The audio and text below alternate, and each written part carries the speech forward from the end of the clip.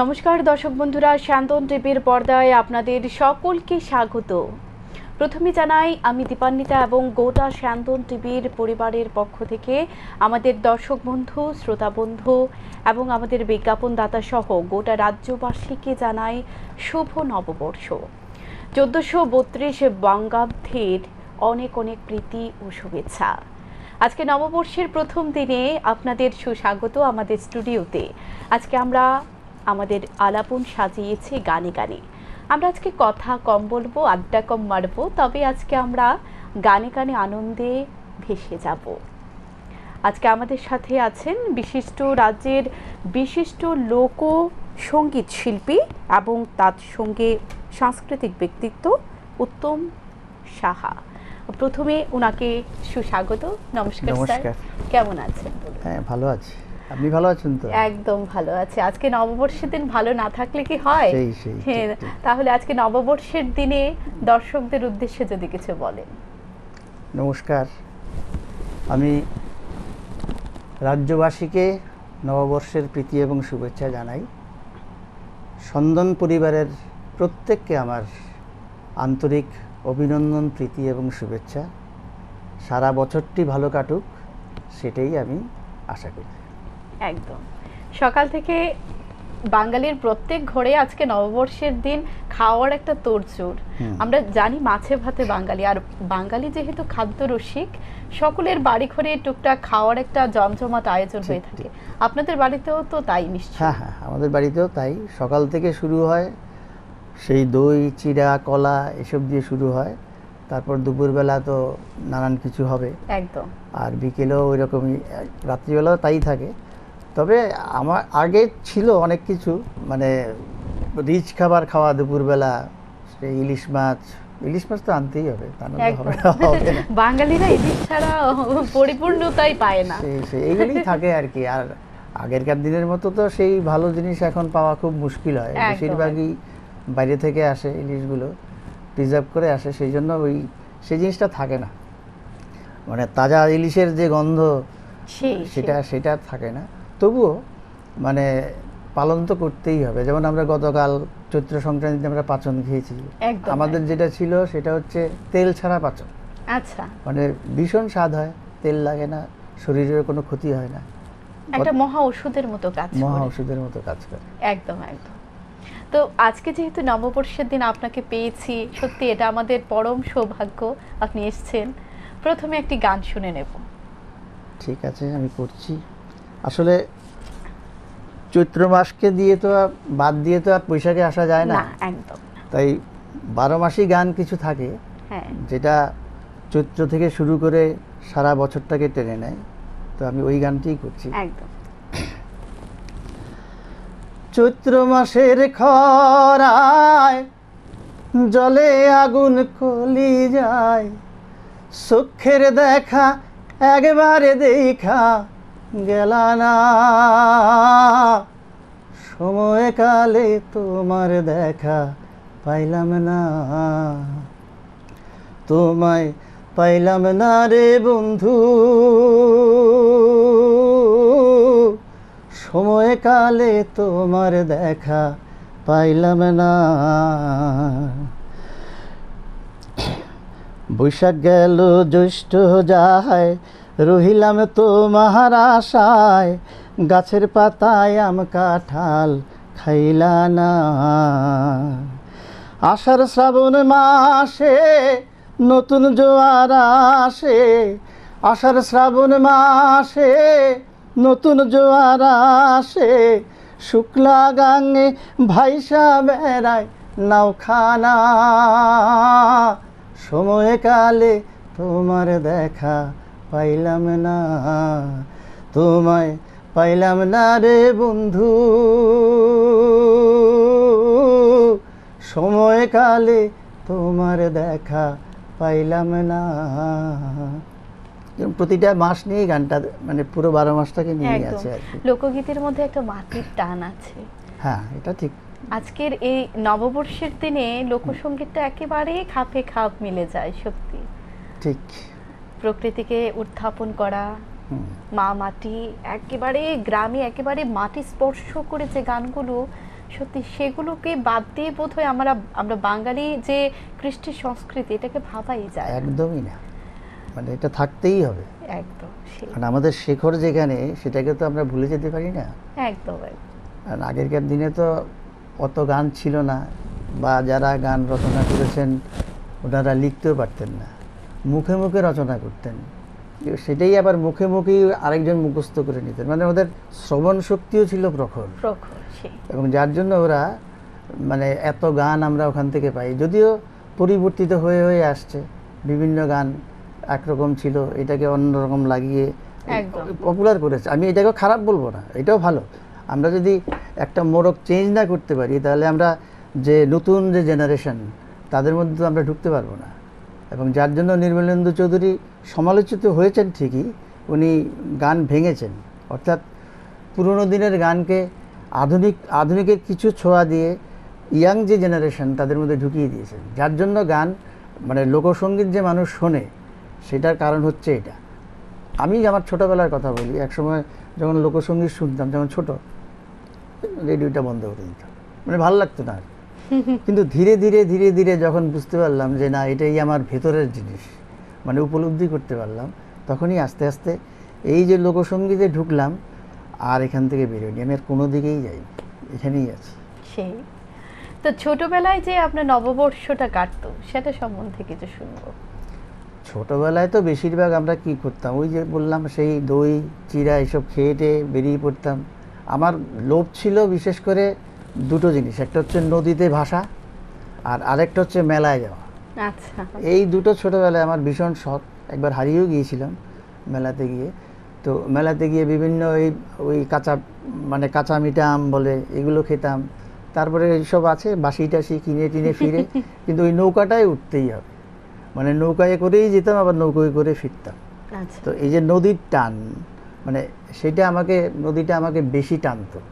যার জন্য আমি মানে নদীমাতৃক দেশে যেহেতু আমার জন্ম ছিল, ছোটোবেলাটা কেটেছে, সেহেতু আমার মানে ওই যে বলে নদীর টানে গানের মানে, আমার অনেকটা তাই। আমি এই নদীকে ভালোবেসেই গানের দিকে ছুটেছি, মানে লোকসঙ্গীতের দিকে ছুটেছি। মাঝি মাল্লার গান, বিভিন্ন রকম। সেরকম একটি গান হয়ে যাবে, যেমন আমাদের বিভিন্ন রকম তো গান রয়েছে। তো একটা আমি মাঝি মাল্লার একটা গান করছি। মাঝি মাল্লা বলতে যেটাকে ভাটিয়ালি বলে আর কি, নদীর টানে যাচ্ছে আর কি, রাধারমণের একটি গান। আমাদের ভাটিয়ালিতে কিন্তু অ্যাকচুয়ালি তবলা, হারমোনিয়াম বা এই সমস্ত ইনস্ট্রুমেন্ট ইউজ হয় না, কিন্তু মাঝির তো আর এগুলো থাকে না, সে তার উদাত্ত কণ্ঠে সে গেয়ে যায়। তো আমি রাধারমণের একটি গান করছি, পুরোটা কোনো, সবগুলো ছোট ছোট করেই করি, কারণ নাহলে কাভার করা যাবে না। নায়া রে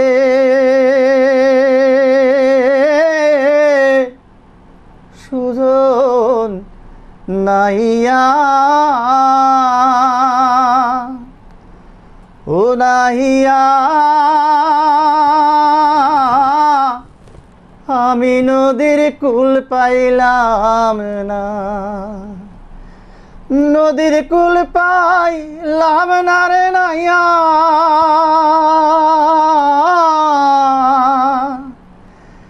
আমি নদীর কুল পাইলাম না। কালো মেঘে সাজ কহিরাছে পরাণ যে মানে না, কিনারা ভিড়াইয়া ধৈর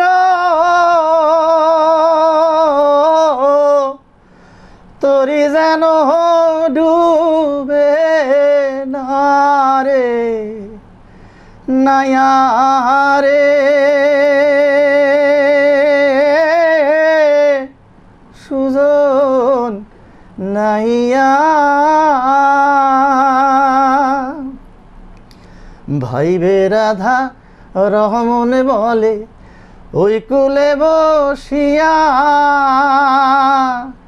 সকল রে তারাইলে গুরু, আমার দিন তো গেল বইয়া রে নায়া রে সুজন নাইয়া। মানে নৌকা ভাসিয়ে দিল মাঝি। কারণ যখন কি হয়, নৌকা আর বাইতে হয় না, অর্থাৎ স্রোতের টানে যখন ভেসে যায় তখন কি করে বসে বসে গান গাইছে, রান্না করছে, এই নৌকা দিয়ে চললো আর কি। জোয়ার ভাটা যেটা থাকে, মানে যখন ভাটায় থাকে তখন নৌকাটা ছুটে যাবে আর কি। আচ্ছা, এই হচ্ছে, তখনই ওরা বসে বসে এই সমস্ত গান রচনা এগুলো যা যা ছিল এগুলো তো এইভাবেই তৈরি হয়। মানে আমাদের জীবন থেকে শেখা যেটা আর কি, মানে জীবন থেকে নেওয়া, জীবন থেকে শেখা। আপনার এই গানের জগতে আসার পিছনে মূল কারণটা কি, বা কোথা থেকে সেই অনুপ্রেরণাটা পেয়েছিলেন?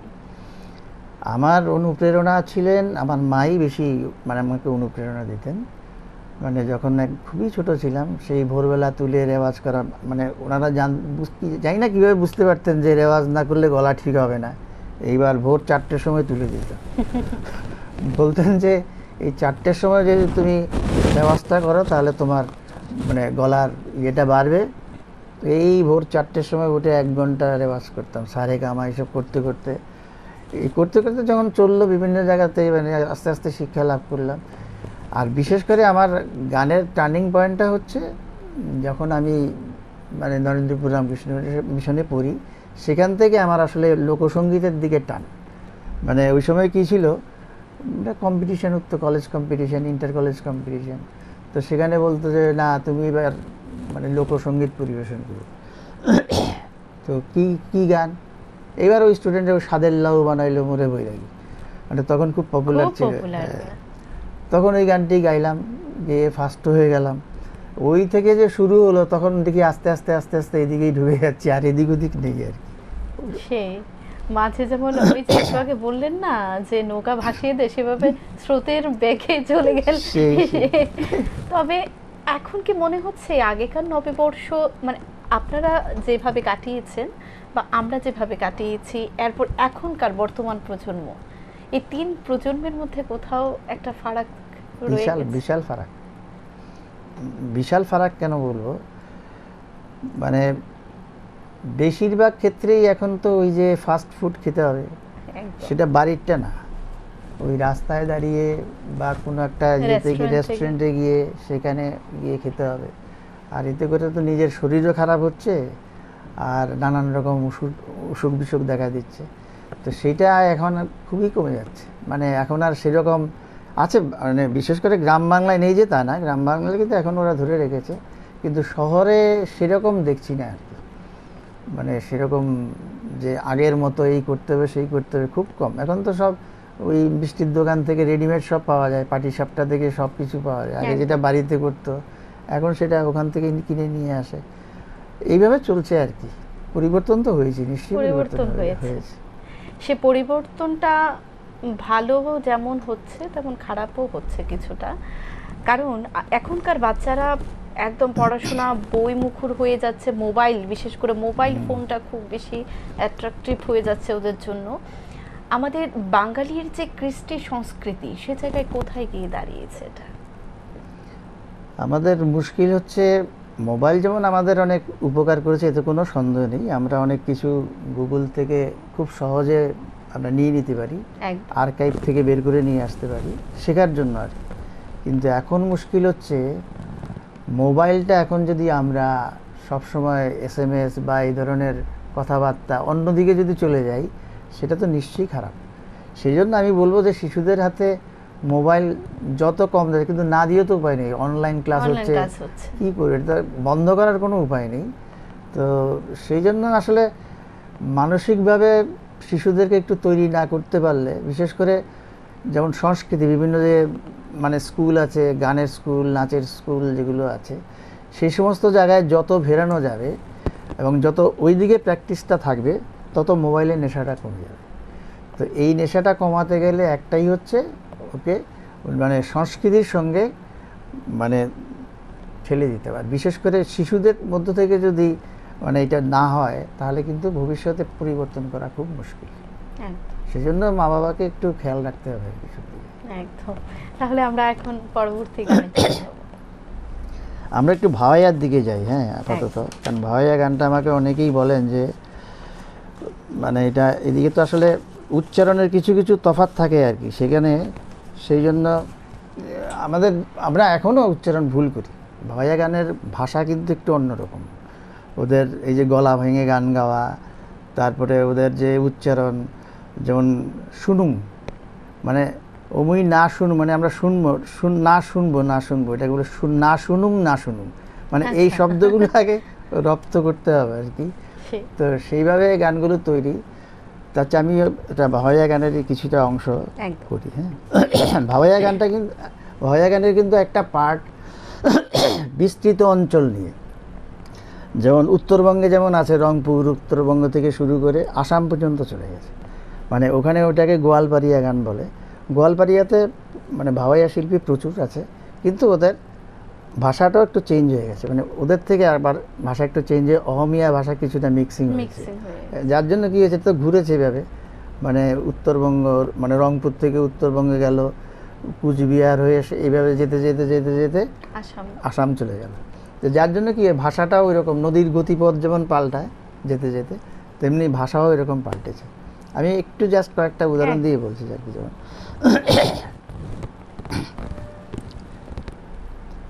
আগে একটা গান গেছি, এটা হচ্ছে এমনি জেনারেল আর কি।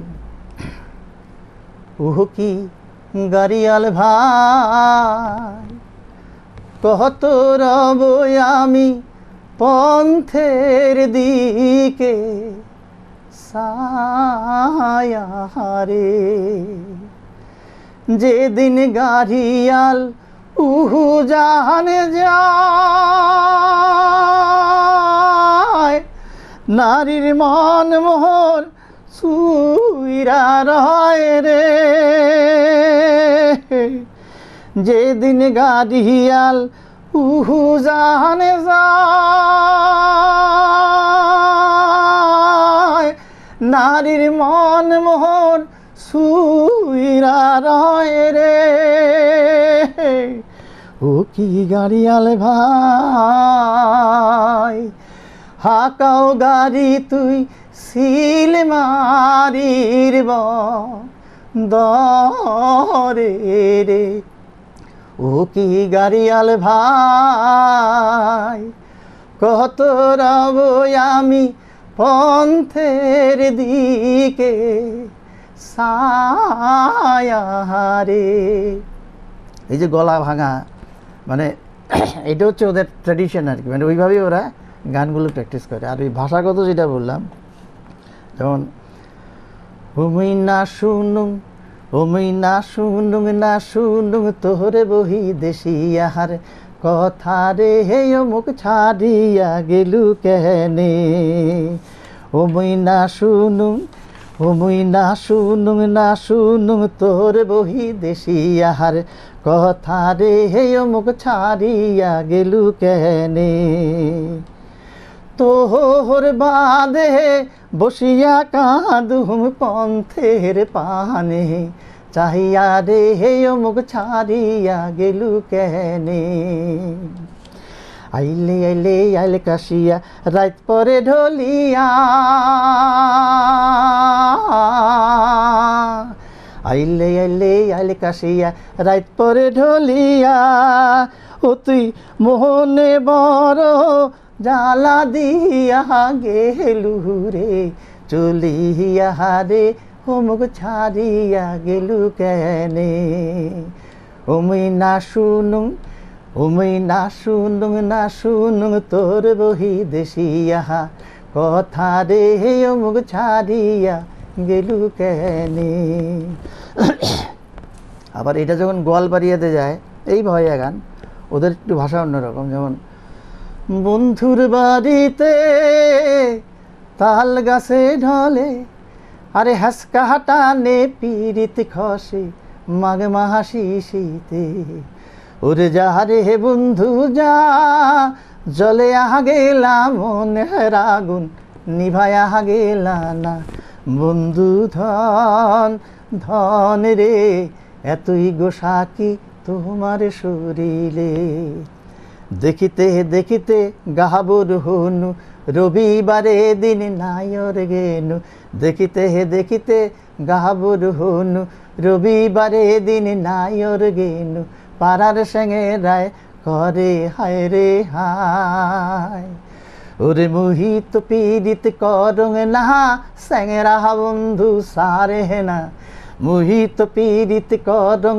না স্যাংরা বন্ধু সারে না আরো দিয়া যায় পীড়িতের বায়না বন্ধুর বাড়িতে তাল গাছে ঢলে আরে হাসকা টানে পীড়িত খসে মাঘ মাসি শীতে ওরে যা রে বন্ধু যা জলে গেলা মন হারাগুন নিভায়া গেলা না কিছু ভাষার পরিবর্তন হয়ে গেছে ওখানে কি একদম একদম তো এরকম পরিবর্তন হয় কিন্তু সুরটা হচ্ছে ভাওয়াইয়া মানে এটা হচ্ছে ভাওয়াইয়া জোনটাই ভাওয়াইয়া ভাই গানের কত রকমের রূপ থাকে, কত সুর, কত তাল, কত লয়, কিন্তু আমি একটা জিনিস লক্ষ্য করেছি লোকসঙ্গীতের প্রত্যেকটা গানই একেবারে হৃদয়স্পর্শী, যেটা বলে একেবারে আমাদের হয়তো বা গ্রাম বাংলায় যারা থাকে বা একেবারে গ্রামে এখনো যারা থাকছে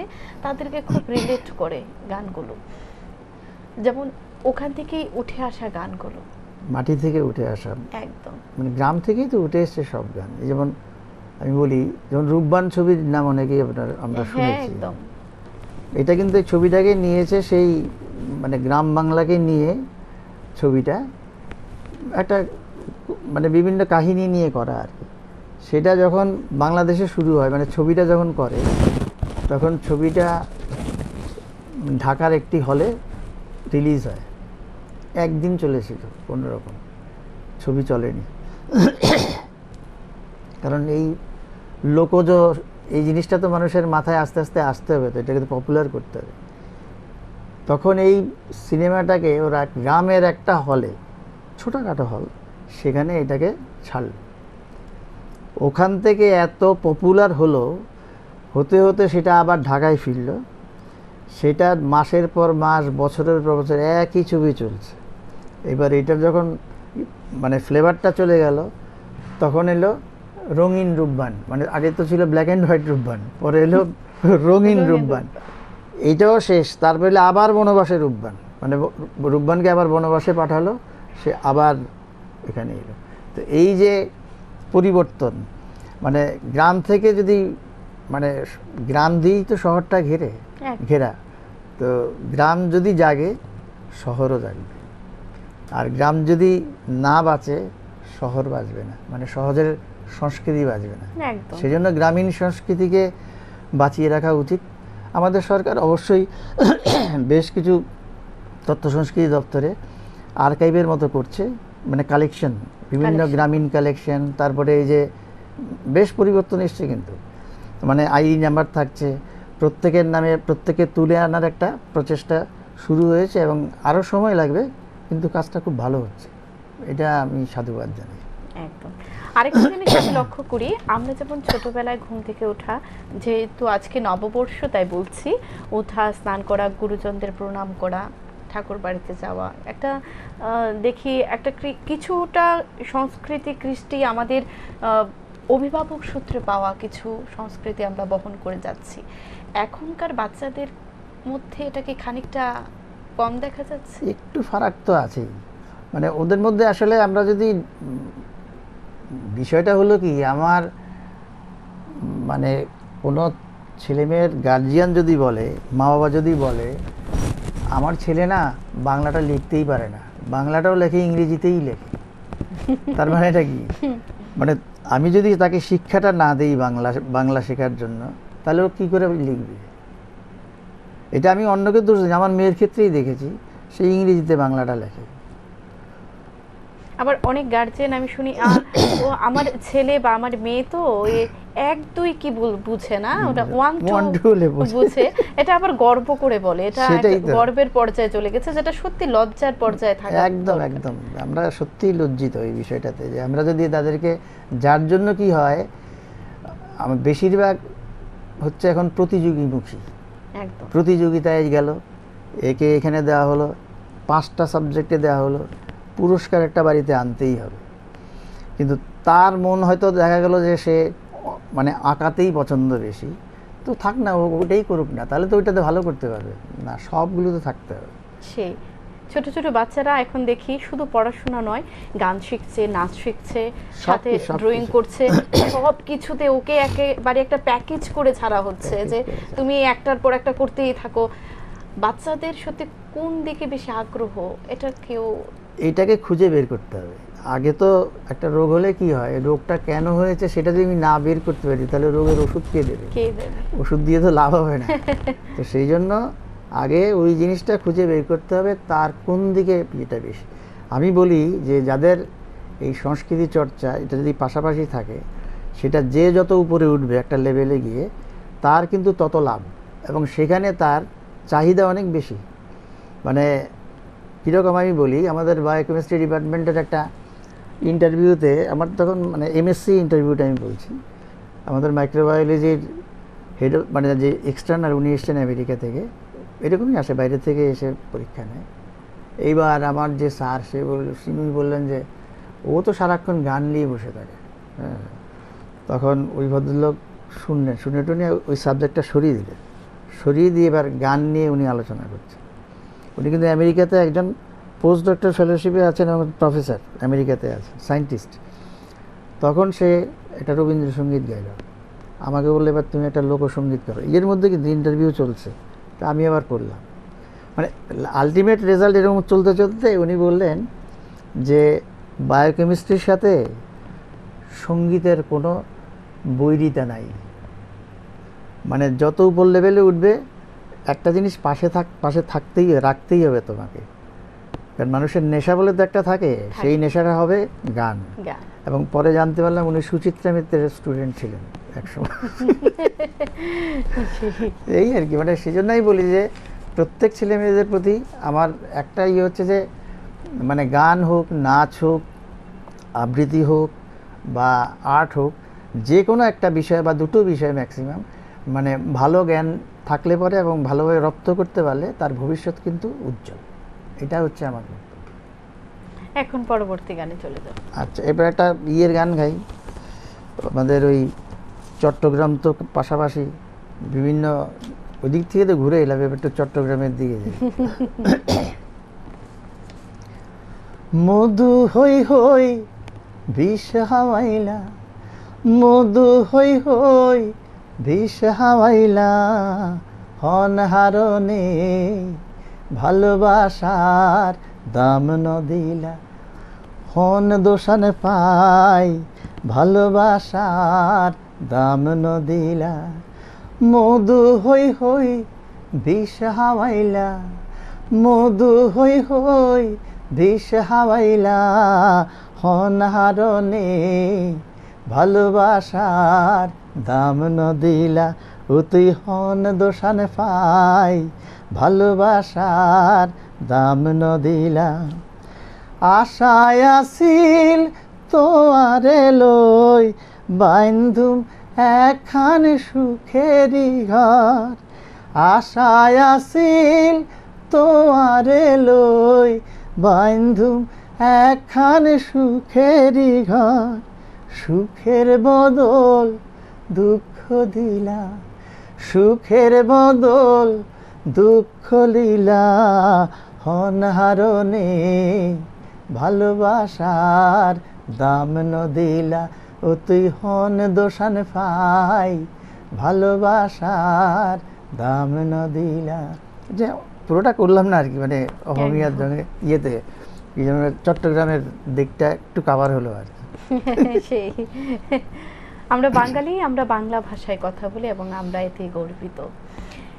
বর্তমানে বাংলা ভাষা, কৃষ্টি ও সংস্কৃতি কোথায় গিয়ে হার মানছে? বাংলার সংস্কৃতি হার মানছে বিভিন্ন রকম মানে বিদেশি শক্তির, যে বিদেশি সংস্কৃতির যে প্রাধান্য, এবং আমরা আস্তে আস্তে কি হয়, আমরা হিন্দির দিকে যাই, আমরা আরও বাইরে যাই, মানে বিভিন্ন সংস্কৃতি আমাদেরকে গ্রাস করছে। বিভিন্ন ছবি, আমি আজকাল ছেলেমেয়েদের দেখি সারাক্ষণ ছবি দেখে, কি ছবি? সব বিদেশি ছবি, যুদ্ধের ছবি, এই ছবি সেই ছবি, মানে ওয়ার টোয়ার নিয়ে অন্যরকম ছবি, কিন্তু কেউ দেখে না সেই অপুর সংসার,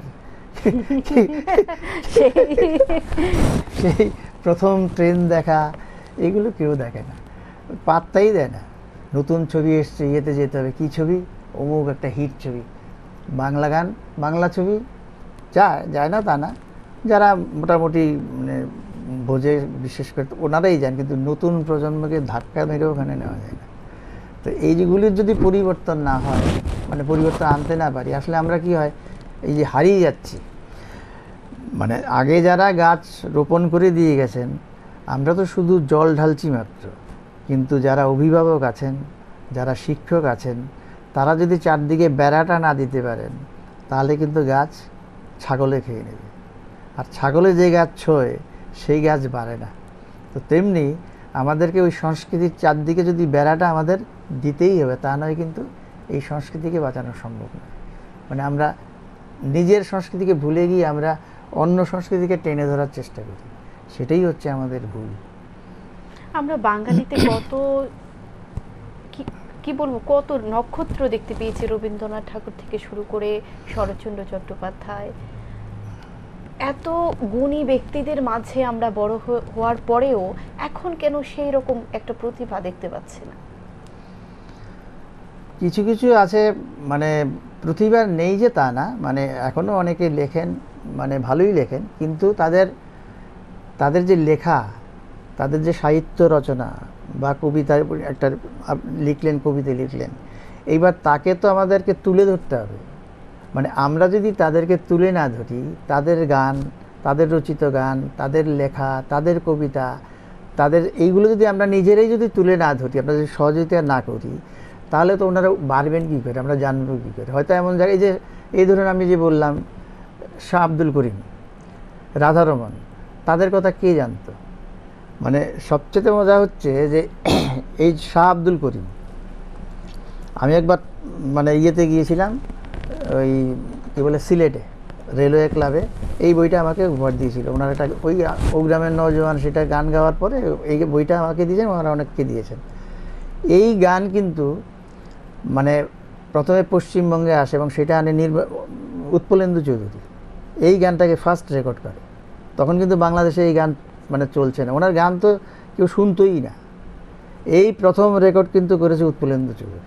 মানে এই ইতিহাসগুলো তো আমাদের মানে ভুললে চলবে না। সেই গান যখন ঢাকায় পৌঁছালো, এইবার শুরু হয়ে গেল ওনাকে নিয়ে লাফালাফি। মানে উনি তো এইরকম লোক ছিলেন যে উনি একবার একজনকে প্রশ্নও করেছিলেন, একজন যে এখানে যদি ধরো অনেক দর্শক থাকে, আর ধরো এখানে দর্শক নাই, 3 জন আছে, তুমি গান গাইবে? সে বলেছেন আমি গাইবো না। কেন? বলে ওই যে 3 জনের সামনে আমি কি গান গাইব? তখন শাহ আব্দুল করিম বলেছেন যে আমি ওই 3 জনের সামনেই বেশি গাইব, কারণ ওই 3 জনই হচ্ছে আসল শ্রোতা, বাকি যারা তার মধ্যে এই 3 জন হলো বেস্ট। তো আমাদেরকে ওই রকমভাবে নিজেকে ওদেরকে তুলে আনতে হবে। তো আমরা যদি তুলে না আনি, তাহলে ওনারা যে লিখছেন বা বলছেন বা ইয়ে করছেন, তো ওগুলো কে করবে? আমাদেরই দায়িত্ব সেটা। এবার সবাই তো আর রবীন্দ্রনাথ ঠাকুর হতে পারবে না, সবাই নজরুল হতে পারবে না, কিন্তু সবাই সবার মতো হবে, প্রত্যেকের মতো, মানে অ্যাটলিস্ট কিছু তো হলো। এইবার এই যে আমাদের মানে বইমেলা হয়, আমাদের যে সমস্ত প্রকাশকরা আছেন, ওনারা তো চেষ্টা করছেন ওনাদের বই নিয়ে, কিন্তু আমরা যদি বই না কিনি, ওখানে গেলাম, বইমেলায় গেলাম, গিয়ে ওই কিছু খাওয়া দাওয়া করে চলে যাই, তো বইমেলা ঘুরে এলাম, একটা বই কারো হাতে নেই। আর যেই বইটা আছে সেটা হচ্ছে ওর পড়ার বই, মানে ওখানে পাওয়া যাচ্ছে না, ওখানে যদি পাওয়া যায় বিভিন্ন স্টল আছে, পড়ার বইটা নিয়ে চলে এলো, এটা তো ফ্যাক্ট। তো এই হচ্ছে বিষয়টা আর কি, যার জন্য ওনাদেরকেও তুলতে হবে। আর এখন তো মিডিয়ার যুগ, একদম ফোন ঘাটলে গান শোনা যায়, কবিতা শোনা যায়, পিডিএফ বের করে নেয় কবিতার, বইয়ের কি দরকার? আর সেখানেই হচ্ছে মুশকিল, বই পড়াটা তো হয় না। এখন আরেকটি গান গাইবো, কারণ আমরা তো অনুষ্ঠানের একেবারে শেষ প্রান্তে। আরেকটি গান তাহলে আমরা মানে শাহ আব্দুল করিমের গানটাই করি, কারণ সিলেট অঞ্চলটা হয়ে গেল। ও গ্রামের নওজোয়ান, হিন্দু মুসলমান মিলিয়া বাউলা গানার মুর্শিদি গাইতাম, হায়রে মিলিয়া বাউলা গান আর ঘাটু গান গাইতাম, আগে কি সুন্দর দিন কাটাইতাম আমরা, আগে কি সুন্দর দিন কাটাইতাম। ও গ্রামের নওজোয়ান হিন্দু মুসলমান, ও গ্রামের নওজোয়ান হিন্দু মুসলমান, মিলিয়া বাউলা গানার মুর্শিদি গাইতাম, হায়রে মিলিয়া বাউলা গানার মুর্শিদি গাইতাম, আগে কি সুন্দর দিন কাটাইতাম আমরা, আগে কি সুন্দর দিন কাটাইতাম। বর্ষা যখন আইত গাজির গান গাইত, রঙ্গে ঢঙ্গে গাইত আনন্দ পাইতাম। বাউলা গান জারি গাহান আনন্দের তুফান, বাউলা গান জারি গাহান আনন্দের তুফান, গাহিয়া সারি গান, গাহিয়া সারি গান নাও গড়াইতাম, আগে কি সুন্দর দিন কাটাইতাম আমরা, আগে কি সুন্দর দিন কাটাইতাম। করি যে ভাবনা সেদিন আর পাবো না, ছিল যে বাসনা শুদ্ধি হইতাম। করি যে ভাবনা সেদিন আর পাবো না, ছিল যে বাসনা শুদ্ধি হইতাম। দিন হতে দিন আসিবে কঠিন, দিন হতে দিন আসিবে কঠিন, কহরিম দিনহীন কই লুকাইতাম, হায়রে কহরিম দিনহীন কই লুকাইতাম, আগে কি সুন্দর দিন কাটাইতাম আমরা, আগে কি সুন্দর দিন কাটাইতাম, আগে কি সুন্দর দিন কাটাইতাম আমরা, আগে কি সুন্দর দিন কাটাইতাম আমরা, আগে কি সুন্দর দিন কাটাইতাম। অসংখ্য ধন্যবাদ। সত্যি আপনার গান আজকে আমাকে যেমন এখানে মুখরিত করছে, আশা করি দর্শকরাও খুব উপভোগ করছে আপনার গানগুলো আজকে নববর্ষের দিনে। যেতে যেতে দর্শকদের উদ্দেশ্যে যদি কিছু বলে। আমি এই নববর্ষে সবাইকে একটি কথাই বলবো, আপনারা সবাই ভালো থাকবেন, সুস্থ থাকবেন, পরিবারের সকলের মঙ্গল কামনা করছি। আর শিশুদেরকে এখন থেকেই সংস্কৃতিটা, সুস্থ সংস্কৃতি যেটা, সেটাকে ভালো করে শেখানোর প্রয়াস নেবেন, মানে ওদের প্রতি একটু যত্ন নেবেন, সেটা হচ্ছে আমার কথা। কারণ প্রত্যেকে তো পড়াশোনা করে বিভিন্ন রকম ওদের থাকে, চাপে থাকে, কিন্তু এই সংস্কৃতিটা থাকলে কিন্তু ভবিষ্যৎ প্রজন্মের একটা বিশাল ভালো জিনিস আশা করব আমরা। এবং আমরা চাই, যেমন আমাদের ত্রিপুরার অনেকেই ভালো করছে, আমরা সেজন্য আমরা গর্ববোধ করছি। আমরা আশা করি আমাদের ত্রিপুরা রাজ্যে বড় বড় শিল্পী হয়ে উঠবে আমাদের এই নতুন প্রজন্ম। সবাইকে নমস্কার জানাচ্ছি, ভালো থাকবে। দর্শক বন্ধুরা, এতক্ষণ আমরা গান শুনছিলাম, লোকসঙ্গীত, যিনি কিনা রাজ্যের বিশিষ্ট লোকসঙ্গীত শিল্পী ডক্টর উত্তম সাহা আমাদের সাথে ছিলেন। গানে গানে এই কিছুটা সময় আপনাদের আনন্দ দেওয়ার চেষ্টা করেছি আমরা। আশা করি আপনারা আমাদের এই অনুষ্ঠান খুব বেশি উপভোগ করেছেন। আবারও যেতে যেতে বলবো, নববর্ষের অনেক অনেক অনেক শুভেচ্ছা। সকলে ভালো থাকুন এবং গোটা বছর আনন্দে কাটুক আপনাদের সকলের। এ বলেই শেষ করছে আজকের আমাদের অনুষ্ঠান। নমস্কার।